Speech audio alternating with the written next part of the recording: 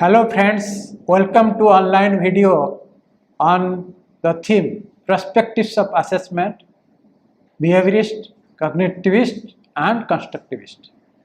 I am Professor N.K. Das from School of Education and I am going to present on this particular topic. As you know, this topic is part of the course BES 127, Assessment for Learning, and this will be presented in the week 2 of this program, Perspectives of Assessment. In this is module 2, Perspectives of Assessment. There are two content, Perspective Assessment and Assessment of Learning. Now let us go ahead with the session. Now before we go for the session, let us understand what are the learning outcomes of this program. The first is explain the concept of behavioristic perspective of learning and assessment. Second is explain the concept of cognitivist perspective of learning and assessment, and explain the constructivist perspective of learning and assessment. These are three learning outcomes of this program. Now let us come to the program. Perspectives of assessment. When we go to understand what are the different perspective assessment, my assumption that you have already some kind of understanding about the concept of assessment. In earlier videos and in earlier programs, you must have got some kind of understanding of the concept of assessment. But this assessment has some kind of theoretical perspective, and this theoretical perspective emanates from different learning theories that we have studied in our program. And you know, these learning theories, they are mainly behaviorist, cognitivist and constructivist. Before we go to understand perspectives of assessment, let us understand what is behaviorist perspective to learning, cognitivist perspective to learning and constructivist perspective to learning. Learning, according to behaviorist perspective, is the result of influence of external environment on human being. There is an association between stimulus and response which results in some kind of change. The main proponents of this perspective to learning are E.L. Thorndike and B.F. Skinner. Now, main assumption of this learning is manifested by change in human behavior. Environment shapes human behavior. Here, the way you design the learning task and guide your students towards the achievement of learning, that particular environment what you have created essentially shapes the behavior of learner or human behavior. Then contiguity and reinforcement are central to the learning process.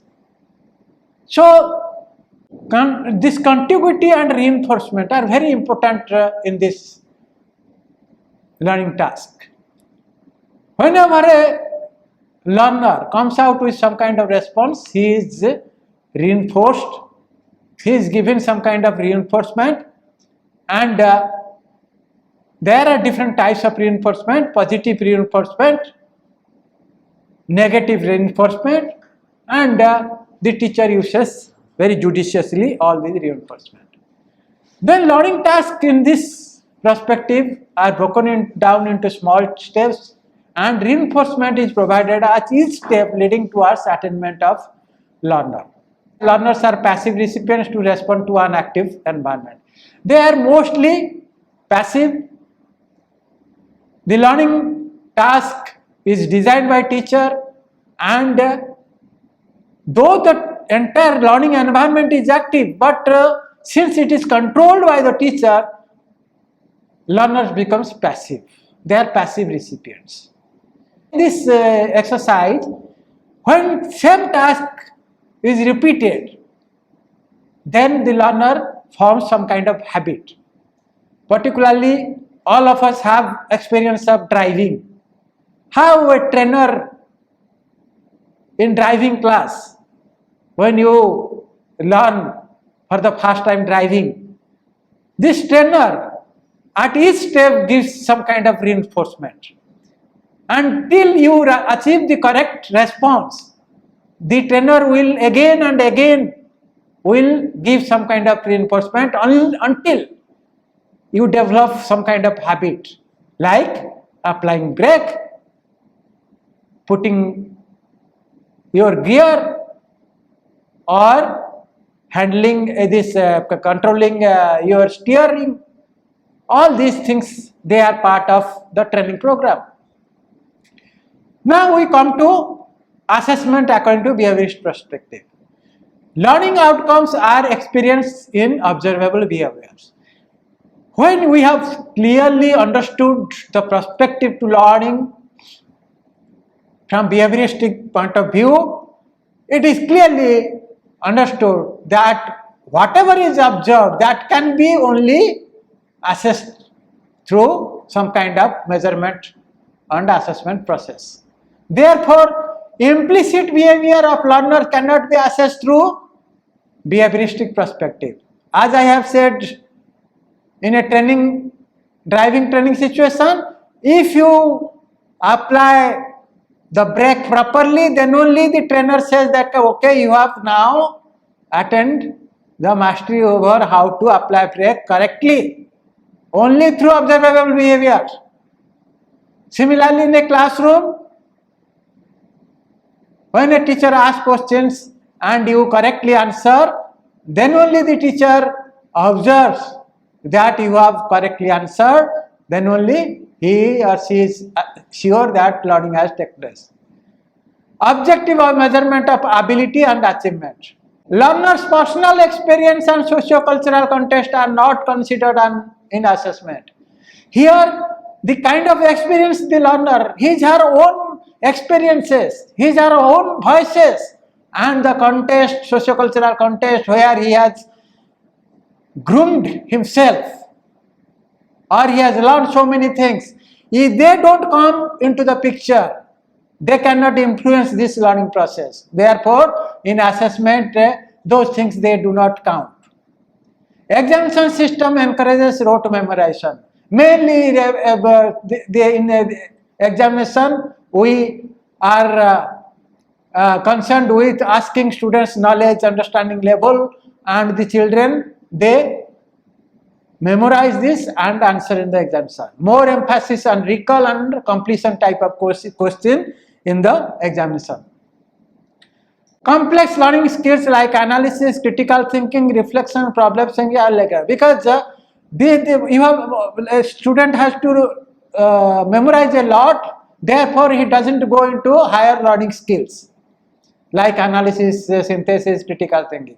Students are ranked as per their performance in the examination. That all of you know, when an achievement test is done or annual examination is done or class test is conducted, then whatever students they get their marks in the exams, they are in a 0 to 100 point interval scale, their performance is marked or graded. Individual assessment on individual needs is not emphasized in this approach. Teaching learning process and assessment are focused on quantification of information. I have already told you that how much mark a student has got in the examination out of 100. Say 90 marks in mathematics, 70 marks in English. They are basically can be understood from behavioristic perspective. Now, understanding cognitive perspective of learning. In cognitive perspective, new information is assimilated and accommodated in one's cognitive structure. Very important.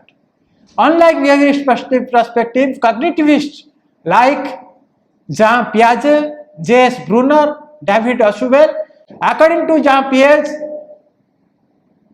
the famous cognitive psychologist, there are four developmental stages of learners. These are sensorimotor, 0 to 2 years, pre-operational stage, 2 to 7 years, concrete operational stage, 7 to 12 years, formal operational stage, 12 and beyond that till adult years. And Piaget strongly believes that as per the developmental level of the learner, learning takes place accordingly. For example, 0 to 2 years, when a child is at the toddler stage,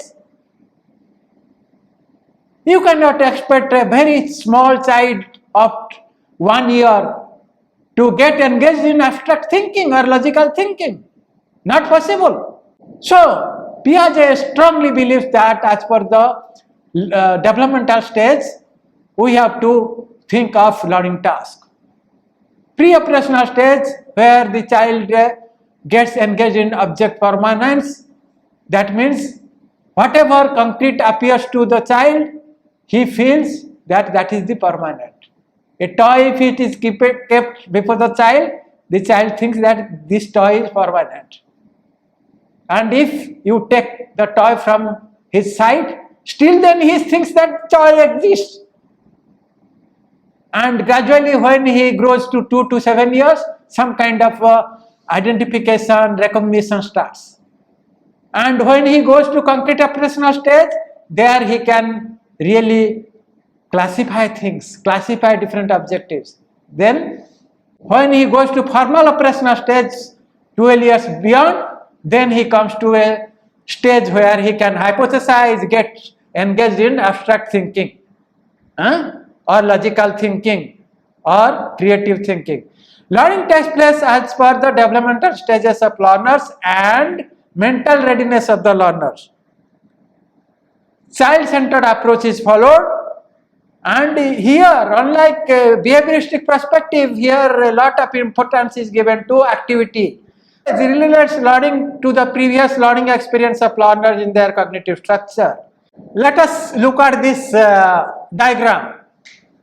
You see this, when we are in our day-to-day activity or in our classroom or in our professional life, wherever we are exposed to a lot of information in this world of information.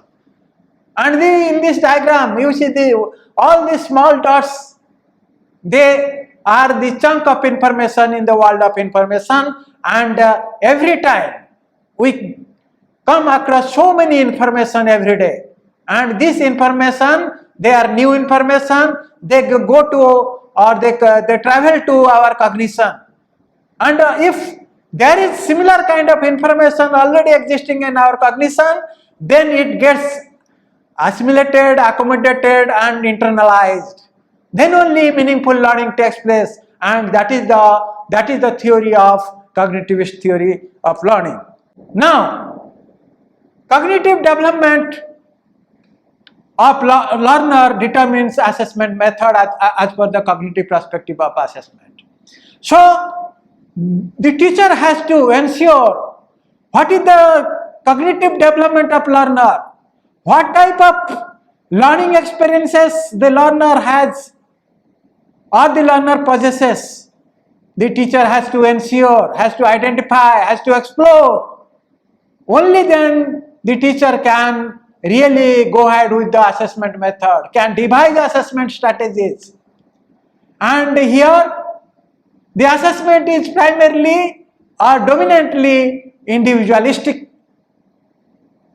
No uniform method of assessment is applicable here, as each learner is unique and each learner progresses as per his or her developmental process. Assessment is not linear, it is spiral and continuous process. Unlike behaviorist project, assessment can be done stepwise. Here at it takes a spiral nature. The learner's performance in any task takes a spiral form, and this process is continuous. Here, assessment or process is important than the product.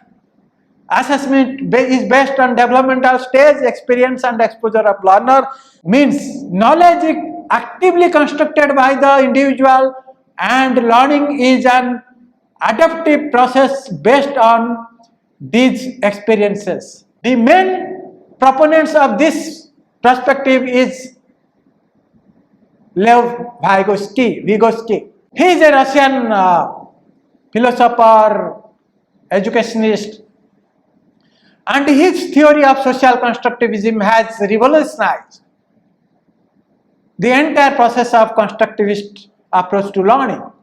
And you know, National Curriculum Framework 2005, which was developed by NCERT, you may be knowing about NCERT, and it stresses a lot on constructive perspective to learning and constructive perspective to assessment, where learners' experience counts a lot. Learners' personal experience play an important role in constructivist learning. These are personal experience. This experience is gathered through numerous interactions in the socio-cultural environment the learner is situated. For example, the kind of experience an urban child has differs from the kind of experience a tribal child has. Why? Both the children, they exist or they grow in different socio-cultural contexts. And it is the duty of the teacher to find out the kind of socio-cultural environment the child is situated, and accordingly learning tasks can be designed. And in the process of learning, there is active involvement of learner. The learner is given lot of freedom to construct his or her own learning. The teacher is simply a facilitator. The child or the learner is active, and it is his or her subjective knowledge rather than objective knowledge which counts a lot, which matters a lot. His subjective knowledge leads to the kind of learning that will get emerged or generated. How children learn is important, not what do they learn or end product of learning. The process is important. Whatever they learn, how do they learn, what difficulties they face, they are important than what is their learning outcome ultimately. Of course, one has to take into account the end product, but why that end product has come, what process has led to this end product, that has to be also taken into account. Socio-cultural context is important between human cognition and socio-cultural context. As per constructive perspective, assessment is context specific. The teacher has to understand the socio-cultural context as a child is situated, and as per the socio-cultural context, the assessment tools or assessment mechanism has to be devised. Assessment cannot be uniform and cannot be applied uniformly to all learners. The teacher has to have some kind of individualistic assessment. Assessment aims at examining learners' ability to link ideas, apply knowledge and solve problems, helping the learner to modify and repair their thinking through appropriate scaffolding and feedback. The teacher has to provide feedback and appropriate scaffolding, appropriate environment, has to create some kind of environment or some kind of suitable or conducive environment so that the learner is led to attain his desired behavior, or he or she can attain his potentiality. The learner's potential development is very important. A variety of assessment tool is used. Assessment aims at potential development of learners. That means whatever the learner has now and to what extent the learner can be led to in the developmental trajectory, the teacher has to design the learning tasks accordingly. And Vygotsky talks about zone of proximal distance, particularly in this context where we are concerned with development of potential development of learner. Assessment of process of learning along with its product is important. Both are important, but process is more important than product. Self or peer assessment, assessment through learners' profiles. You know, profile or portfolio can be very effective method of assessing students through this perspective. Assessment is spiral and formative. Like cognitive perspective, here assessment is not one kind of business, it is a continuous spiral, and every time you have to carry out assessment and provide feedback to your learner, and ultimately learning can be assessed in a very fruitful and effective manner. So this is about constructive prospective assessment, and with this we come to the end of our session or presentation. In this particular video, our main thrust was understanding different types of different perspectives to assessment or different perspectives of assessment. Mainly we talked about behaviorist perspective, cognitivist perspective and constructivist perspective. And please remember, no perspective is completely exclusive. In a classroom, each perspective has its own role, and as a teacher, you have to look into the kind of learning task that you are going to deal with. There are some learning tasks, they are better executed, implemented through behaviorist perspective. There are some learning tasks